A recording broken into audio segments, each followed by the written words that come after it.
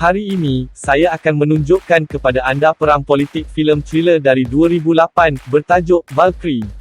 Semasa Perang Dunia II, pegawai Wehrmacht, Kolonel Stauffenberg, yang ditempatkan di Tunisia Utara Afrika, kecewa dengan penindasan Hitler, dan menganggap dia mungkin bahaya kepada keamanan Jerman dan kemakmuran.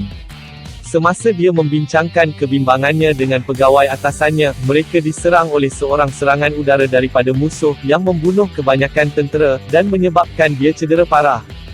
Hitler melawat ibu pejabat tentera di bahagian timur di Rusia, tempat Jeneral Trekow, dan beliau rakan sejenayah merancang percubaan membunuhnya, dengan meletakkan bahan letupan dalam botol minuman keras, dan menyampaikannya kepada kaki tangan sebagai hadiah. Semasa mereka menunggu berita itu, mereka berasa kecewa mendengar bahawa pesawat Hitler selamat mendarat, dan bahan letupan itu gagal meletup. Trekow kemudian menghubungi ketua kaki tangan, dan memberitahunya bahawa mereka tersilap mencampurkan botol, sambil memaklumkan kepadanya bahawa dia akan mengambil pakej semasa lawatannya ke Berlin pada hari berikutnya.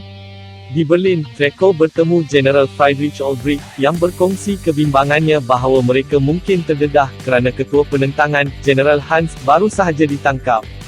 Dia kemudian bertemu kolonel untuk meminta bungkusan kembali, dan mengetahui bahawa ia masih selamat, kerana pegawai memulangkannya tanpa sebarang soalan. Selepas memaklumkan umum Olbrich mengenainya, Trekow memintanya mencari seorang lagi yang setia, yang boleh mengambil alih tempat Hans dalam penentangan. Sementara itu, Jeneral Stauffenberg dibawa ke hospital tentera di Munich, tempat doktor memberitahu isterinya Nina, bahawa dia telah kehilangan tangan kanannya, 2 jari di tangan kiri dan 1 mata. Selepas pulih daripada kecederaannya, Stauffenberg didekati oleh Jeneral Olbrich, yang menawarkan dia menyertai penentangan dan mengambil alih jawatan Hans. Stauffenberg berfikir ini kedudukan akan menjadikannya pengkhianat, tetapi dia bersedia untuk mengambil risiko. Sila like dan subscribe channel kami. Terima kasih, untuk menyelamatkan Jerman daripadanya kezaliman Hitler, dan menyertai kumpulan itu. Dia tiba di mesyuarat kumpulan, di mana Marshal Medan, Erwin von Wisleben, Kolonel Ludwig Beck, Jeneral Trekow, dari Charles Goerdeler, dan yang lain membincangkan rancangan mereka untuk membunuh Hitler. Selepas mendengar cadangan berbeza mereka, termasuk membunuh Hitler, atau menunggu sekutu untuk mengambil alih Jerman, dia berpendapat penentangan adalah salah faham situasi dan tidak mempunyai rancangan tentang cara untuk meneruskan selepas membunuhnya. Dia membincangkan kebimbangannya dengan Jeneral Trekow, dan berkata walaupun mereka berjaya dalam percubaan mereka, SS akan memburu mereka dalam masa beberapa jam sahaja. Bersetuju dengannya tentang kelemahan dalam strategi mereka, Trekow menggesa dia untuk menghasilkan rancangan yang sempurna. Selepas mesyuarat itu, Stauffenberg pulang ke rumah untuk bertemu anak dan isterinya. Semasa mereka bersembunyi di bilik bawah tanah untuk berlindung semasa pengeboman, dia membuat rancangan Valkyrie. Keesokan harinya, dia bertemu dengan umum Trekow dan berkongsi butiran tentang operasi Valkyrie, sambil menjelaskan ia sebenarnya adalah rancangan kontingensi Hitler untuk menyelamatkan kerajaannya, dengan menggerakkan ribuan tentera simpanan, sekiranya berlaku kecemasan negara. Dia juga mendedahkan bahawa walaupun Valkyrie digunakan dalam pergolakan awam, mereka boleh menggunakannya selepas itu melakukan rampasan kuasa daripada SS, tetapi mereka perlu membunuh Hitler dahulu. Jeneral Olbrich bersetuju dengannya, tetapi memberitahunya masih terdapat beberapa kelemahan, seperti dalam kes Valkyrie, arahan terus perlu dilepaskan daripada ketua tentera simpanan, Jeneral Fromm. Selepas mesyuarat itu, Jeneral Olbrich dan Stauffenberg kembali ke Kementerian Perang, untuk mengadakan pertemuan dengan Fromm, di mana mereka menawarkan jawatan sebagai ketua Wehrmacht. Walaupun dia enggan terlibat secara langsung, kerana dia takut akan akibatnya, dia bersetuju untuk berdiam diri dalam perkara ini. Sebagai langkah seterusnya, Stauffenberg bertemu Erich Feldgebel, seorang pegawai isyarat dalam tentera, dan meminta bantuannya dalam melaksanakan rancangan mereka. Walaupun teragak-agak untuk menentang Hitler, dia akhirnya memutuskan untuk membantu mereka.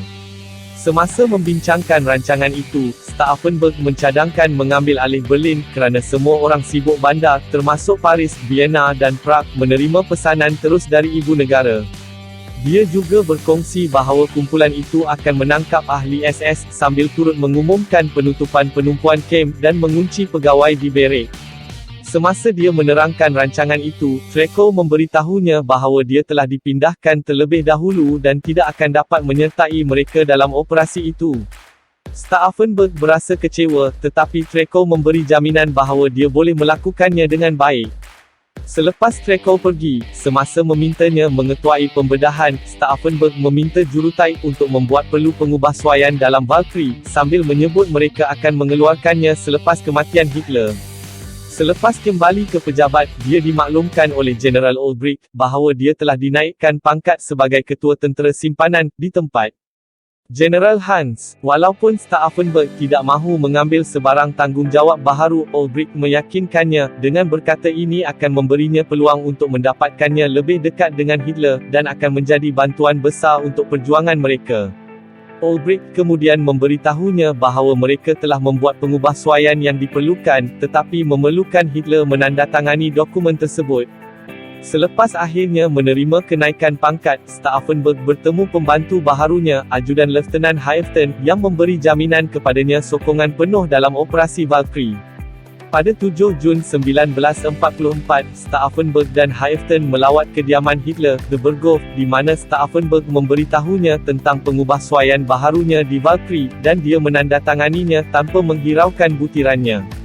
Selepas menyertai semula kumpulan itu, mereka menghadiri mesyuarat tempat Kolonel Albrecht Ritter Metz memberi taklimat kepada mereka tentang bahan letupan yang mereka rancang untuk digunakan. Atas soalan mereka tentang keberkesanannya, dia menjelaskan bahawa baret tertutup Hitler akan membesarkan impak dan tiada peluang untuk keluar hidup-hidup sebaik sahaja bom meletup. General Olbricht kemudian mempersoalkan rancangan alternatif, sekiranya Hitler masih bertahan, tetapi Stauffenberg berpendapat mereka perlu memulakan Valkyrie juga, kerana tidak akan ada jalan kembali dari saat itu.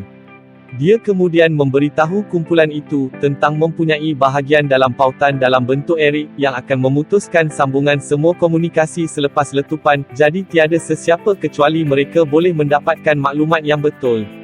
Selepas memuktamadkan rancangan untuk merampas kawalan di Berlin selepas pembunuhan, Olbricht memberitahunya tangan kanan Hitler, Himmler, dan menasihatinya untuk meletup sebaik sahaja dia berada dalam jangkauan juga. Selepas mesyuarat itu, Stauffenberg pulang ke rumah dan meminta isterinya pergi, kerana mereka mungkin berada dalam bahaya selepas pelaksanaan rancangan mereka, tetapi dia memberi jaminan sokongannya. Pada 15 Julai ketika Stauffenberg bersiap sedia untuk percubaan pembunuhan, General Beck sekali lagi meneliti butiran, sambil memberitahu kumpulan bahawa sebaik sahaja Hitler akan pergi, mereka akan merampas komunikasi dan tentera tempahan akan mengambil alih kawalan di Berlin. Selepas mengeluarkan surat untuk memaklumkan pegawai bahawa SS sedang merancang rampasan kuasa, mereka akan menangkap pegawai-pegawai terkemuka, untuk memastikan tiada sesiapa yang menentang perintah mereka. Stauffenberg akan kembali ke Berlin untuk mengetuai tentera simpanan, manakala General Beck akan mengambil alih peranan komander dalam ketua angkatan tentera. Dia juga memberikan setiap ahli kad pengenalan, sambil memberitahu mereka tiada siapa akan melakukannya dibenarkan memasuki perimeter tanpanya. Mereka mula bekerja pada rancangan itu, dan Olbricht mengeluarkan arahan siap sedia kepada tentera tempahan. Semasa askar bersiap sedia, Stauffenberg mengucapkan selamat tinggal kepada keluarganya dan terbang ke Wolf-Lai untuk menghadiri mesyuarat strategi dengan Hitler. Apabila tiba di sana, dia melihat Erik dan memberitahu Haeften tentang dia, sebelum memasuki Berik. Selepas menyedari Himmler tiada ditaklimat, Stauffenberg memanggil Olbricht dan Beck, sambil meminta kebenaran untuk meneruskan, tetapi mereka menghalangnya daripada mencuba apa-apa. Tidak lama kemudian, mesyuarat berakhir dan Hitler pergi dengan selamat, manakala Stauffenberg juga terpaksa berundur, manakala tentera simpanan diminta berundur. General Fromm berhujah dengan Stauffenberg dan Olbricht, kerana cuba mengalahkannya, dan mengancam untuk menangkap mereka jika mereka cuba mengawal semula. Dalam mesyuarat kumpulan seterusnya, Stauffenberg berhujah dengan mereka untuk melangkah keluar pada saat terakhir, dan mempersoalkan ketidakpastian mereka. Charles tersinggung dengan kenyataannya, dan menuntut pembebasannya daripada kumpulan itu, tetapi dihalang oleh General Beck yang memaklumkannya kepadanya Himmler telah mengeluarkan waran tangkapnya. Mereka menasihatinya untuk meninggalkan negara dengan segera, dan elakkan daripada membuat sebarang hubungan, sehingga mereka memberitahunya tentang kejayaan rancangan mereka.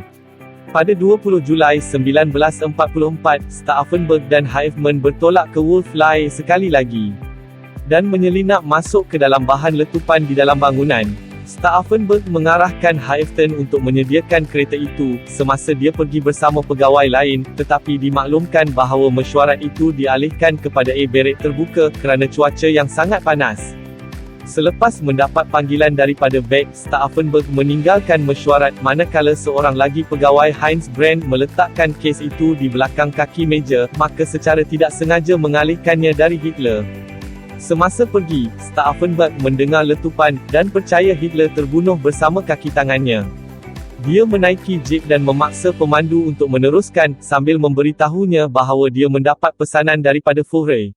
Erich menghubungi pejabat Jeneral Ulbricht untuk memaklumkan mereka tentang kejadian itu, tetapi mereka tidak boleh memahami mesej akibat herotan dan dia memutuskan semua komunikasi mengikut rancangan.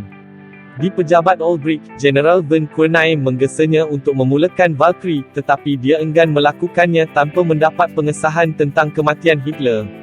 Sementara itu, Stauffenberg mengelak pegawai di pusat pemeriksaan, dan keluar dari Wolf-Lie, sebelum terbang pulang ke Berlin. Jeneral Ulbricht dan Kornheim masih berdebat antara satu sama lain, tetapi apabila Ulbricht meninggalkan pejabat, Kornheim memalsukan tanda tangannya dan memulakan Valkyrie, sambil mengeluarkan pesanan untuk siap sedia lagi. Ulbricht mengetahui tentang surat itu dan meminta penjelasan, tetapi mereka menerima panggilan daripada Stauffenberg, yang mengesahkan kematian Hitler dalam letupan itu. Dia kecewa dengan Ulbricht kerana tidak melakukan apa-apa sahaja dalam masa yang sama, dan memerintahkan dia supaya Fromm naik ke atas kapal atau menangkapnya. Ulbricht kemudian mengeluarkan perintah kepada pegawai, sambil memberitahu mereka tentangnya pembunuhan Hitler, dan rampasan kuasa dari SS. General Fromm menyoal Ulbricht tentang sumber itu maklumat dan membuat panggilan untuk mengesahkannya, tetapi dimaklumkan bahawa ia hanyalah percubaan yang gagal. Fromm memberitahu Ulbricht tentang keselamatan Hitler, tetapi Stauffenberg, yang baru tiba, menganggap ia hanya propaganda dari SS. Selepas membuat pengumuman yang diperlukan, Stauffenberg bertemu General Beck, di mana ketua polis memberi jaminan kepadanya sokongan penuh. Atas arahan Stauffenberg, kumpulan penentangan mula mengambil alih kementerian, semasa menangkap pegawai penting, termasuk Gestapo dan Nazi antara lain. Meja Otto Ernst Römer menyerang pejabat Goebbels dalam cubaan untuk menangkapnya, tetapi dia menghubungkannya kepada Hitler melalui telefon, yang mengarahkannya menangkap pengkhianat, dengan itu mengesahkan dia masih hidup. Selepas mengenali suaranya, Meja bergegas keluar dari pejabat dan memerintahkan pembebasan daripada semua banduan, sambil memaklumkan kaki tangannya bahawa tentera tempahan telah ditipu. General Fromm bertemu Stauffenberg di pejabat, dan memanggilnya pengkhianat kerana melaksanakan percubaan pembunuhan, tetapi dia memerintahkan untuk menahannya. Sementara itu, tentera tempahan mendapat notis lain, memaklumkan mereka bahawa operasi ditamatkan dan mereka diarah untuk berhenti semula. Kumpulan penentang kemudian mendengar berita di radio, yang mengesahkan ia adalah adil percubaan membunuh yang gagal, dan Hitler hanya mendapat kecederaan ringan dalam letupan itu. Selepas menjangkakan keadaan akan datang, Stauffenberg mengarahkan kaki tangan untuk melarikan diri, tetapi ditangkap bersama rakan-rakannya. Cuba untuk menjelaskan kedudukannya, General Fromm memegang mahkamah dadakan, Marshall, di mana dia mengarahkan penangkapan Beck, dan menjatuhkan hukuman mati kepada Kornheim, Ulbricht, Hoffmann dan Stauffenberg. Atas permintaannya, Beck diberikan pistol yang dia gunakan untuk cuba membunuh diri. General Trekow juga melakukan perkara yang sama, sambil meletakkan bom tangan pada kerongkongnya, manakala Ulbricht, Hoffmann dan Stauffenberg dihukum mati oleh skuad penembak, dan orang lain yang terlibat dihukum gantung sampai mati. Ini hanyalah satu daripada 15 pembunuhan yang gagal percubaan ke atas Hitler, sebelum dia membunuh diri selepas dikepung di Berlin. Teks pada peringatan penentangan Jerman memberi penghormatan kepada mereka yang mengorbankan nyawa mereka untuk kebebasan. Tamat. Terima kasih kerana menonton. Langgan jika anda ingin melihat lebih banyak video seperti ini. Hidupkan pemberitahuan dan tinggalkan suka untuk membantu saluran keluar. Sila layari peti deskripsi channel ini di bawah untuk beri sokongan anda. Sokongan anda sangat diperlukan untuk channel ini terus beroperasi. Sila like dan subscribe channel kami. Terima kasih.